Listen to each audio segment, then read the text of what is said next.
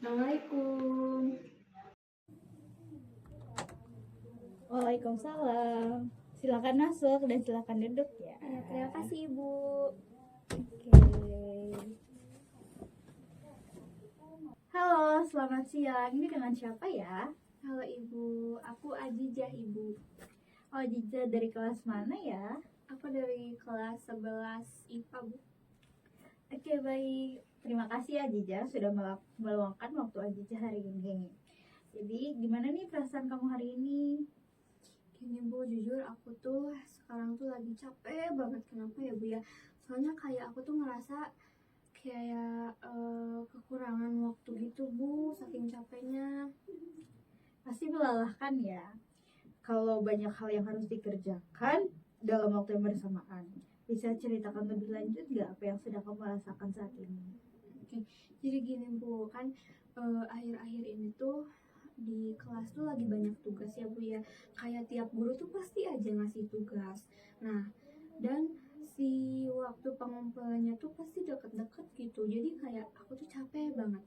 Udah makan aku tuh lagi ini ya Bu ya, lagi aktif-aktifnya organisasi juga. Terus kayak jadi kayak apa ya, udah mah tugas dari sekolah, tugas dari organisasi, terus kayak jadi kayak aku tuh merasa kurang waktu buat diri aku sendiri Bu. Oke, baik. Ibu bisa memahami apa yang kamu rasakan, apa yang apa namanya, apa yang kamu rasakan saat ini. Memang sekolah dan organisasi itu sama-sama penting ya. Menurut kamu mana nih yang paling membuat kamu tertekan? Sebenarnya kayaknya dua-duanya sih ya Bu ya. Yang pertama nih, sekolah tuh kan apa sih, si tugasnya tuh kayak banyak banget, terus si pengumpulan tugasnya tuh juga berdempetan. Yang kedua, organisasi juga kadang kayak aku tuh merasa apa ya, tertekan gara-gara kayak aku tuh gak bisa nolak gitu kalau diperintah ini itu gitu. Jadi kayak aku capek sama dua-duanya. Jadi ada perasaan bahwa kamu tuh harus melakukan, harus bisa selalu membantu apa namanya, membantu dan menyenangkan orang lain ya. Kalau tidak, kamu tuh akan merasa seperti bersalah atau takut orang lain tuh akan kecewa kepada kamu ya. Iya Ibu, soalnya aku tuh kayak nggak bisa nolak gitu. Soalnya kalau aku berpikir kalau nolak tuh takutnya kayak aku tuh dipandang, aku tuh nggak peduli sama organisasi gitu. Nah, aku tuh takut orang-orang berpandangan negatif gitu ke aku. Oke, ibu bisa paham benar ini. Tapi kamu pernah berpikir tidak kalau kamu terus nih, misalnya kayak kamu ngebantu orang lain, terus ntar lama-lama tuh mereka akan mengandalkan kamu gitu. Dan ibaratnya kalau kalau mereka tidak dibantu oleh kamu tuh apa namanya? Kalau mereka tidak dibantu oleh kamu, ibaratnya tuh kayak itu tuh suatu kewajiban gitu kamu bantu mereka. Iya sih Bu, aku jadi kayak susah banget kalau nolak orang. Itu hal yang wajar kok, banyak orang yang merasa seperti itu. Tapi apakah kamu pernah berpikir nih bahwa selalu mengatakan ini juga akan mempunyai konsekuensi terhadap dirimu sendiri loh. Iya juga sih Bu ya. Kadang aku tuh ngerasa capek banget, apa ya, kayak ngerasa capek banget, bahkan gak punya waktu buat diri aku sendiri Bu. Itu dia, kita nanti akan coba bahas bagaimana sih caranya supaya kamu tuh tetap bisa berkontribusi tanpa mengorbankan kesejahteraan dirimu sendiri.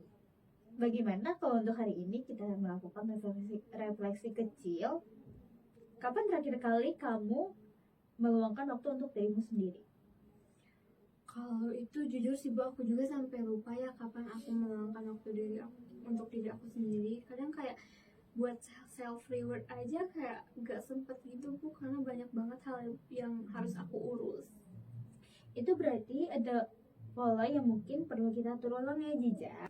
Itu aja, kita bisa perlahan-lahan mencari apa sih yang paling cocok untukmu ya. Yuk kita mulai dari mencari daftar prioritas kamu saat ini. Menurut kamu nih, mana yang lebih penting antara sekolah sama organisasi? Kalau itu sih menurut aku tentunya tuh ini ya sekolah ya Bu ya, tugas sekolah, karena emang itu pasti mempengaruhi nilai aku gitu untuk kedepannya. Tapi sebenarnya si organisasi ini juga penting sih Bu, soalnya kayak aku tuh punya peran penting gitu di organisasi ini. Benar, dua-duanya itu memang sangat penting untukmu Jiza. Tapi kalau semua dijalankan dalam satu waktu dan tanpa batas, malah bisa bikin kamu kewalahan nantinya. Ibu ingin mengajak kamu untuk membuat kategori berdasarkan kategori tugas berdasarkan urgensi dan kepentingannya. Coba nih, kamu sebutkan 3 hal yang paling mendesak saat ini. Kalau 3 hal sih Bu, yang pertama itu tentunya tugas sekolah sih Bu, karena minggu depan tuh kayak si deadline-nya tuh ada semua di minggu itu Bu, kayak pengumpulan tugas tuh di satu minggu itu semuanya. Terus yang kedua, aku tuh lagi ada project organisasi yang harus ada presentasi gitu buat ke lintas organisasi lain. Terus yang ketiga tuh aku tuh kebetulan jadi ketua pelaksana juga di acara organisasi kayak gitu sih Bu, kalau 3 hal yang akhir-akhir ini kayak harus diselesaikan. Bagus. Untuk sekarang nih, sekarang dari ketiga hal itu mana sih yang bisa didelegasikan atau dikurangi? Mungkin aku kayak bisa ini Bu, berbagi tugas gak sih Bu di project harus dipresentasiin kan. Biasanya tuh aku tuh sebelum mempresentasiin ini tuh kayak aku tuh ngambil banyak banget tugas ya Bu, kayak mungkin aku bisa aja sih berbagi tugas sama partner aku kayak gitu sih Bu. Itu bagus. Berarti langkah pertama adalah belajar berbagi tugas ya Jiza. Nanti kita juga akan latihan bagaimana sih cara mengatakan tidak dengan kata yang sopan, supaya kamu tuh tetap bisa menjaga hubungan baik dengan teman-temanmu. Oke, aku paham Ibu, tapi kayak aku tuh ngerasa kayak aku belum, ya aku takut bisa nggak ya aku melakukannya. Kamu usahakan kamu usahakan saja apa yang sedang ingin kamu usahakan ya Aziza. Tapi Bu, kayaknya aku bakal kesulitan konsisten nggak ya dalam masalah ini tuh, apalagi buat kedepannya gitu. Jangan pernah kamu merasa serba tidak bisa ya Aziza. Ibu tuh sangat yakin kamu tuh punya niat yang kuat untuk menjadi pribadi yang semakin baik di masa depan. Oleh karenanya, Ibu sangat yakin kamu bisa menggerakkan upayamu dengan sungguh-sungguh sehingga kamu tuh dapat menyelesaikan permasalahan yang sedang kamu hadapi saat ini. Oke Ibu, kayaknya aku bakal mulai ini ya Bu ya, buat nyoba bikin daftar list gitu buat kegiatan-kegiatan aku secara rinci. Terus kayak ngelistnya tuh berdasarkan prioritas mana yang lebih dulu untuk aku lakukan, kayak gitu ya Bu ya. Iya, kamu benar. Jadi kamu tuh harus senantiasa mengingat niatmu agar dapat konsisten gitu untuk melakukan yang terbaik. Terus juga jangan buang waktumu ya untuk hal-hal yang kurang bermanfaat sehingga waktumu tuh dapat dimanfaatkan dengan baik untuk dirimu. Oke Ibu, mungkin aku bakal nyoba hal itu secara pelan-pelan dulu ya Ibu. Iya, itu benar sekali. Baik Ibu, tapi gimana ya kalau aku gak bisa mengatur hal tersebut dengan baik? Kamu harus punya niatan yang kuat untuk benar-benar memutuskan menjadi pribadi yang lebih baik di masa depan. Sehingga kamu tuh harus yakin bahwasannya apa yang kamu usahakan hari ini, apa yang kamu lakukan hari ini, itu tuh bisa menjadikanmu pribadi yang lebih unggul dan tidak lagi hanya berkutat mengenai kesibukan yang tidak terorganisir dan tidak teratur dengan baik. Sehingga hasil dari semua aktivitasmu tuh akan juga akan kamu peroleh gitu secara maksimal nantinya. Iya ya Bu ya, oke Ibu. Sejauh ini nih setelah kita melakukan sesi konseling ini, bagaimana sih perasaanmu saat ini? Alhamdulillah sih Bu, kayak aku lebih lega ya Bu, lebih aku tuh tahu jadi harus membagi tugas organisasi sama sekolah aku. Terus kayak aku juga kayaknya bisa memulai untuk mengatakan tidak ketika aku tuh memang gak bisa untuk ngelakuin hal tersebut kayak gitu Bu. Wah, itu kemajuannya besar ya. Eh, jadi bagaimana nih perasaan kamu setelah melakukan konseling sama perasaan kamu sebelum melakukan sesi konseling ini? Tentunya lebih tenang juga ya Bu.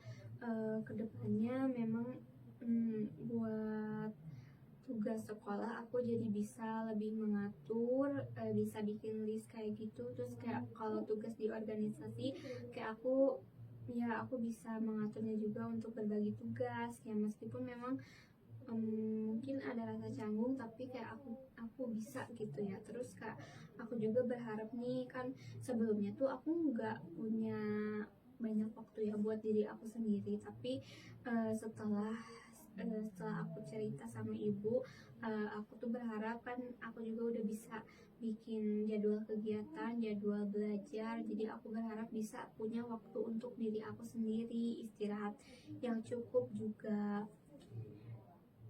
Masya Allah, itu langkah yang sangat baik. Yang penting tetap pertahankan keseimbangan ini ya. Kalau nanti mulai kewalahan lagi, apa yang akan kamu lakukan? Mungkin aku bakal mengevaluasi lagi ini sih Bu, list kegiatan yang aku udah buat, kayak kayak melihat lagi gitu sih skala prioritas sekarang tuh yang mana gitu, yang mana yang harus didahulukan. Terus kayak aku harus bisa buat gak ragu buat nolak ketika memang aku tuh nggak bisa, apalagi dalam berbagi tugas sama partner-partner aku di organisasi. Itu keputusan yang bijak. Ibu selalu siap untuk mendengarkan kalau kamu butuh berbagi cerita. Lagi semangat terus ya. Oke Ibu, terima kasih banyak udah mendengarkan keluh kesah aku ya Ibu. Semoga doain aku semoga bisa jadi orang yang lebih baik lagi buat kedepannya. Oke, sampai ketemu di lain waktu ya. Doa terbaik untukmu di masa depan. Semoga kamu menjadi pribadi yang lebih baik dari sebelumnya dan menjadi pribadi yang lebih hebat. Oke Ibu, terima kasih sekali lagi. Ajijah pamit ya Ibu. Wassalamualaikum. Sama-sama, terima kasih kembali. Waalaikumsalam.